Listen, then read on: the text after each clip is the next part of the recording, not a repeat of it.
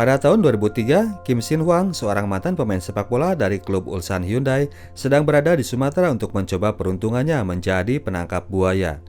Upaya desperate terakhir yang ia lakukan setelah sebelumnya ia mengalami kebangkrutan, ditipu rekan dalam bisnis kayu di Kalimantan dan bisnis garmen di Jakarta.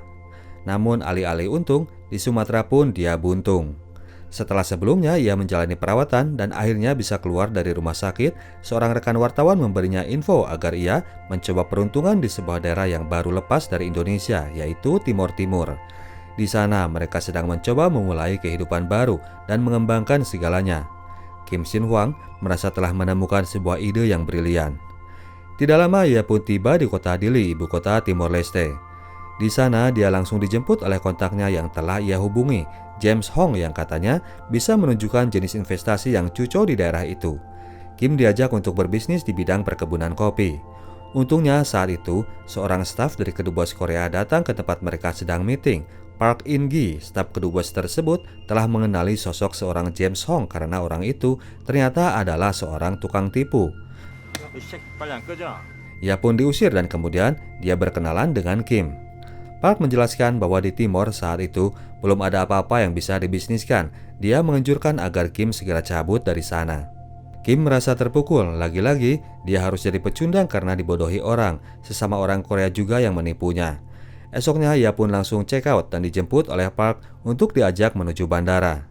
Di jalan, Park juga menjelaskan bahwa situasi di daerah itu masih belum stabil. Suatu waktu masih bisa terjadi pertempuran antara pihak Timor dan pihak pro-Indonesia. Saat itu tiba-tiba mereka hampir menabrak seorang bocah yang lagi nguber bola. Rupanya di lapang itu sedang dilakukan sebuah pertandingan sepak bola. Mereka pun berhenti dan Kim menyaksikan bagaimana warga Timor Leste begitu antusias terhadap olahraga tersebut. Dia langsung berkeputusan untuk nggak jadi pulang dan menetap di sana. Yang dilakukan Kim adalah dia membuka sebuah toko olahraga. Tokonya menyediakan berbagai sepatu bola branded import mulai dari merek Nike, Adidas, Puma, dan Lotto. Pro ATT dia lewat. Kim ingin merespon antusiasme warga Timor atas permainan sepak bola tanpa memperhitungkan bahwa dirinya sedang berada di sebuah negara baru yang sedang memulai dari nol. Dengan mengundang Pak Kedubes Korea sekalian, Kim Shin Hwang meresmikan pembukaan toko miliknya. 2 bulan pun berlalu dan toko itu ternyata hanya bisa menjual 1 pasang sepatu saja. Warga tim-tim saat itu boro-boro mau beli sepatu bola, sehari-hari aja sandal pun mereka nggak pakai. Kim pun pusing jadinya. Akhirnya sebagai seorang entrepreneur yang jempolan, dia pun mengusung sebuah ide marketing yang baru. Kim mengumpulkan para bocah yang doyan bermain bola, lalu dia menawarkan mereka untuk membeli sepatunya dengan cara kredit. Sehari semua anak wajib bayar $1 selama 2 bulan. Para bocah yang ngiler melihat sepatu-sepatu keren itu, mereka nggak banyak mikir. Langsung mereka pun mengambil sepatu-sepatu tersebut meskipun ukurannya nggak semuanya muat di kaki mereka. Kim membiarkan semua anak untuk langsung mencobanya. Ditarungkanlah tim bersepatu dengan mereka yang nggak sanggup bayar arisan sepatu. Nyatanya di dalam lapang, tim bersepatu selalu bisa menang tackle dan tendangan mereka pun juga lebih kencang dari lawannya. Akhirnya anak-anak itu pun bersedia langsung kasih uang iuran pertama $1. Kabar itu rupanya menyebar ke telinga para gila bola lainnya. Salah satunya adalah Tua yang juga ia berikan sepatunya dengan cara bayar kredit. Rutinitas itu pun berlangsung. Siangnya para bocah jualan topi ke bule-bule PBB, sorenya mereka store $1 kepada Kim di lapangan. Kemana-mana mereka pakai tuh sepatu, nggak itu di lapang bola ataupun ke gereja. Suatu sore, seorang pemuda Timor mengamati kegiatan Kim menarik uang dari para bocah dan esoknya, dia beserta temannya para kavaleri desa membubarkan kegiatan main bola timnya Kim. Jose, si pemuda tersebut, lalu mendatangi Kim dan mengusirnya dari lapang karena mengira bahwa Kim sudah menarik uang jatprem dari para bocah untuk memakai lapangan itu. Kim mencoba menjelaskan bahwa tagihan uang tersebut diperuntukkan untuk cicilan sepatu, namun Jose udah gak mau peduli. Merasa gak enak, Kim lalu mendatangi Jose ke lapak ikan biasa dia jualan. Kim mempertanyakan tindakan Jose yang sudah mengambil alih lapangan mereka. Jose menjelaskan bahwa ia tidak bermaksud mengusir anak-anak, hanya sekedar mencegah usaha tipu-tipu dari Kim untuk terus berlanjut. Kim membela diri bahwa dia nggak nipu-nipu, dia justru sekalian mendidik anak-anak itu agar bisa bermain bola lebih baik. Jose hanya ketawa, dia minta bukti dari ucapan Kim. Si Korea pun kemudian menantang agar tim mereka ditarungkan. Kalau timnya kalah, dia akan membiarkan anak-anak Jose untuk menguasai lapangan itu. Tapi kalau timnya menang, Jose harus minggat. Jose menyanggupi meskipun pada akhirnya Kim minta waktu dulu 10 hari untuk persiapan. Untuk itu kemudian Jose minta ditambah barang taruhan 1 ekor babi bagi pemenang pertarungan.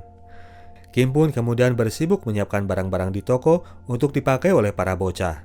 Biarpun tokonya makin bangkrut, gengsi tetap harus dijaga. Dia akan memberikan seragam sepak bola untuk dipakai bocah-bocahnya secara gratis. Meskipun dia pun kemudian jadi kaget karena harga 1 ekor babi ternyata mahal punya. Dia akan menukarnya dengan 2 buah bola sepak.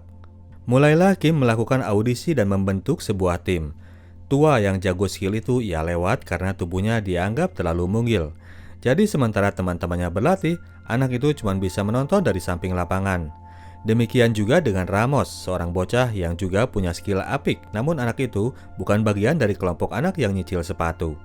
Hari pertandingan pun tiba. Jose ternyata selain membawa timnya, dia juga membawa sekelompok supporter untuk menjadi pemain ke-12.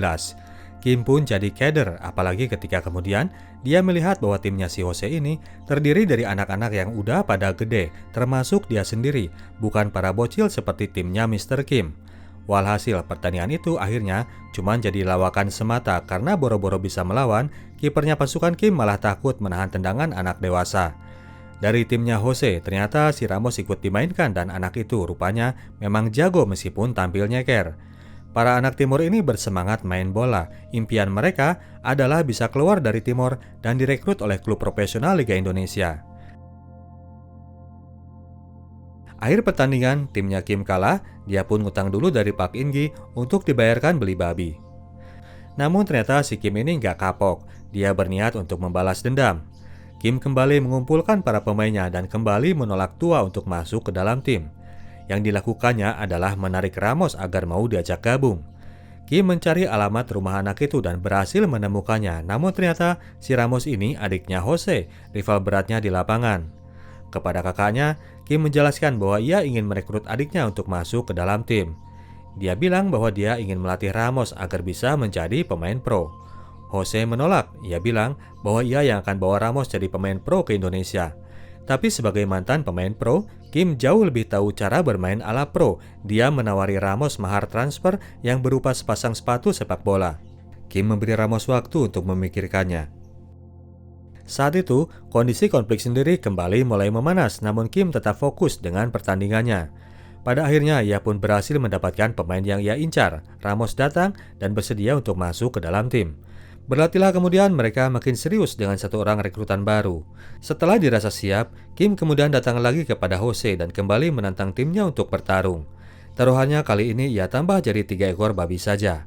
Jose cuma ketawa melihat kenekatan orang Korea ini dan mempersilahkan Kim memilih tempat dan waktu. Kim mempersiapkan timnya dengan lebih intens dan pada suatu latihan, Motavio, anak yang paling gempal itu langsung kolaps di lapangan. Setelah diperiksakan kepada dokter kedubes, anak yang subur itu ternyata malah mengalami malnutrisi. Kalau tidak ditangani lebih lanjut, Motavio akan mengalami kebutaan. Diam-diam ternyata Kim ini mulai care sama anak-anak asuhannya. Dia kemudian menelepon ke Korea dan memesan agar dikirimkan obat-obat yang diperlukan untuk bisa menolong Motavio. Suatu malam yang hening, seseorang tiba-tiba datang menggedor-gedor rumah pondokan Kim. Park In-gi datang untuk menjemput Kim karena pertempuran adu senjata sedang terjadi antara pihak pro Timor dengan pro Indonesia. Mereka pun kabur di antara huru-hara yang sedang terjadi. Namun di tengah jalanan, Kim melihat Ramos sedang berada di tengah tawuran. Ia pun segera keluar berusaha untuk menyelamatkan anak itu. Tidak peduli dengan bahaya di sekitarnya, Kim berlari ke tengah kerusuhan berusaha mencari Ramos namun ia tidak menemukannya. Yang ia temukan malah seorang korban warga Korea yang ia kenali teriakannya ketika orang itu terkena tembakan. Kim segera berlari menuju apartemen orang tersebut dan benar adanya, sang korban adalah orang Korea yang baru siang tadi tiba di Dili. Mereka pun segera membawanya untuk diberikan pertolongan. Esok paginya, Kim mendapati tokonya masih dalam keadaan aman karena dijaga oleh pegawainya yang orang Timor yang tetap setia membela toko majikannya. Kota Dili dalam keadaan siaga, suasana pun hening dan sepi. Kim segera mengunjungi kampungnya Ramos. Mereka ternyata sedang berkabung karena ada seorang warga yang meninggal. Namun demikian, Ramos dan Jose masih berada dalam keadaan selamat. Dia pun menyendiri di lapangan. Di sana, dia menemukan Tua dan adiknya yang sedang keliaran gak jelas. Kim segera mengajak mereka makan. Mereka itu ternyata dua anak yatim piatu yang kehilangan orang tua karena perang. Mereka selama itu tidur di gereja. Kemudian dengan ditemani kedua anak itu, Kim mengunjungi rumahnya Motavio dengan membawa paket sembako. Esoknya anak itu sudah mulai muncul aja dan kembali mengajak Kim untuk lanjut main bola. Kim hanya bisa tersenyum melihat semangat hidup para bocah yang masih bisa ceria di antara suasana yang mencekam. Dia pun melatih skuadnya untuk lebih intens lagi. Kali ini yang ia fokuskan adalah urusan set pieces. Kim sangat berambisi untuk meraih hadiah 3 ekor babi untuk pertandingan ke depan. Melihat Tua yang nelongso, akhirnya Kim gak tega. Dia pun mengajak anak itu untuk bermain dan memberinya jersey kebanggaan tim. Mata bocah itu pun berkaca-kaca karena haru. Skuad sudah siap dan lengkap, masuklah mereka di hari pertandingan, rematch Babi Cup antara para bocil melawan pemuda-pemuda. Tukang jual babi sudah siap di pinggir lapangan. Mereka yakin bahwa Mr. Kim pasti nantinya akan memerlukannya. Kini tim para bocil memang sudah bisa menandingi tim para pemuda. Terbukti mereka bisa duluan bikin gol. Meskipun demikian, kerjasamanya masih belum kompak. Ramos tidak mau kasih bola ke Motavio, demikian juga dengan sebaliknya, padahal posisi Ramos saat itu lagi kosong. Akhirnya kedua anak itu pun jadi berantem di tengah pertandingan, merusak situasi tim yang sudah bisa bermain elegan. Kim dan Park In-gi membahasnya lagi sehabis laga. Rupanya masalah anak-anak itu terlalu pelik. Perkelahian dua bocah tadi rupanya dipicu oleh kerusuhan kemarin. Disinyalir bahwa mereka berasal dari dua keluarga yang berbeda kubu. Satu pro Indonesia dan satunya pro Timor Leste merdeka. Sangat sulit untuk memilih mana yang lawan dan mana yang kawan di tengah perang saudara. Untuk itu, Park In-gi mengusulkan agar mereka sekalian saja cari lawan dari tim Indonesia untuk melakukan pertandingan. Kim rupanya malah terfikir lebih jauh lagi. Ia kepikiran untuk sekalian tim asuhannya ia kirim untuk bermain di kejuaraan junior internasional yang akan diselenggarakan di Hiroshima, Jepang. Giliran Park In-gi yang sekarang jadi pusing karena Kim terus merecokinya, meminta agar dibantu agar mereka bisa dikirim ke Jepang. Kalau ke Indonesia sih masih terjangkau, ke Hiroshima urusannya lain lagi. Kim tetap nggak peduli. Dia tetap memaksa agar In-gi membantunya mengatur pertemuan dengan Menpora Timor Leste. Kepada anak-anak asuhannya, belum apa-apa Kim udah ubar janji bahwa mereka akan terbang ke Hiroshima untuk bertanding sepak bola. Anak-anak itu tentu saja sangat gembira mendengar kabar tersebut. Apalagi ketika Kim memberikan harapan bahwa mereka itu bisa saja kemungkinan direkrut oleh klub-klub profesional. Beberapa hari kemudian, Park In-gi mempertemukan Kim kepada orang Korea korban tembakan tempo hari yang ternyata adalah seorang pengusaha. Moga-moga aja dia mau membantu urusan permodalan. Namun begitu mendengar nama Kim Sin Huang, alih-alih membantu, si pengusaha itu malah langsung nagih hutang. Rupanya orang yang ditolong Kim tempo hari adalah seorang pengusaha yang sempat ia pinjami uang untuk permodalan usaha tempo hari di Kalimantan. Pada akhirnya malah masalah itu yang kemudian jadi bahasan. Pak Duta Besar menyarankan agar Kim langsung pulang saja ke Korea agar tidak terus dituntut urusan bisnis tersebut. In-gi pun menyarankan demikian. Masalah makin pelik bagi Kim. Ia tidak mau begitu saja cabut dari Timor Leste meninggalkan anak-anaknya. Dalam pusaran masalah itu, Kim tetap berusaha melatih tim sepak bolanya. Saat itu perkelahian antara Ramos dan Motavio kembali terjadi. Masalah mereka rupanya masih belum bisa diredam. Kali ini Kim merasa capek dan dia pun menyerah. Dia marah dan gak peduli lagi dengan anak-anak tersebut. Sekalian aja mereka tembak-tembakan di jalan sampai koit. Kim gak akan peduli. Kim pun menelpon mantan pelatihnya di Korea dan ternyata sang pelatih memberinya kabar baik. Ada lowongan untuk melatih di sebuah sekolah sepak bola, gajinya juga lumayan bagus. Dia merekomen Kim agar mengisi lowongan tersebut. Kepada Park In-gi, akhirnya Kim menyampaikan bahwa dia sudah berkeputusan untuk balik kampung ke Korea. Kabar itu rupanya sampai juga ke telinga Jose yang menyampaikan langsung kepada Ramos bahwa si Korea itu cuma tukang tipu dan tukang PHP. Mendengar kabar tersebut, Ramos yang lagi semangat-semangatnya jadi sedemikian terpukul. Galau dia ini sampai semalaman dia nggak mau pulang. Kim pun mulai beres-beres tokonya dan semua barang dia obral kepada seseorang dan ia sisakan beberapa bola dan sepatu untuk dibagikan kepada anak-anak. Kim mau langsung cabut aja, dia nggak sanggup kalau harus pamitan sama anak-anaknya. Tibalah kemudian mereka di bandara dan di saat proses boarding, Tua tiba-tiba muncul dan memanggilnya. Dia memberi kabar bahwa Ramos sedang berada di kantor polisi. Di kantor polisi, anak itu memang sedang berada dalam keadaan tangannya diborgol. Kim dan Inggi menyusulnya. Ternyata kasus Ramos adalah pencurian stereo dari mobil seorang ekspatriat. Jose kemudian datang dan langsung menghajar adiknya karena berbuat hal yang memalukan. Dia bertanya untuk apa dia melakukan hal itu. Ramos menjawab bahwa ia perlu uang untuk pergi ke Indonesia untuk melakukan seleksi di klub-klub sepak bola. Itu ia lakukan karena mereka gagal pergi ke Hiroshima. Kim pun jadi malu dan dibikin nyesek. Segera ia membayarkan ganti rugi kepada si bule pemilik mobil. Ia pun keluar. Di sana ternyata sudah berkumpul anak-anak asuhannya yang memohon agar Kim gak pergi. Mana bisa Kim menolak anak-anak yang inosen itu. Apalagi ketika kemudian Josephine, adiknya tua, datang memegang tangannya, juga memohon agar ia gak pergi. Kala sudah seorang gendeng pun kalau berhadapan dengan bocah-bocah. Pada akhirnya Kim memang gak jadi pulang dan melupakan tawaran kerja yang telah menunggunya di Seoul. Ia pun pada akhirnya menghadap si pengusaha dan berusaha meluruskan masalah yang sebetulnya terjadi di Kalimantan. Namun ternyata si pengusaha ini sudah banyak diberi input oleh Pak Kedubes soal keinginan Kim membawa anak-anak Timor Leste bertanding bola di Hiroshima. Si om itu ternyata mendukung dan langsung menyuruh Kim untuk segera menghadap Kedubes sekalian dengan Menpora Timor Leste. Ia telah mengaturkan semuanya. Pertemuan pun dilakukan dan restu pun sudah didapat dari Menpora. Kim bisa membawa anak-anaknya untuk pergi mewakili negara tersebut. Urusan ongkos harap dia memikirkan sendiri. Dia pun segera membuatkan paspor untuk anak-anak itu. Jersey pun mulai dibikinkan sementara Kim tetap sibuk nyari donasi sana-sini. Mulai dari para bule ekspatriat hingga warung kelontong ia datangi. Usaha apapun ia lakukan meskipun jumlah donasi yang terkumpul masih jauh dari kebutuhan.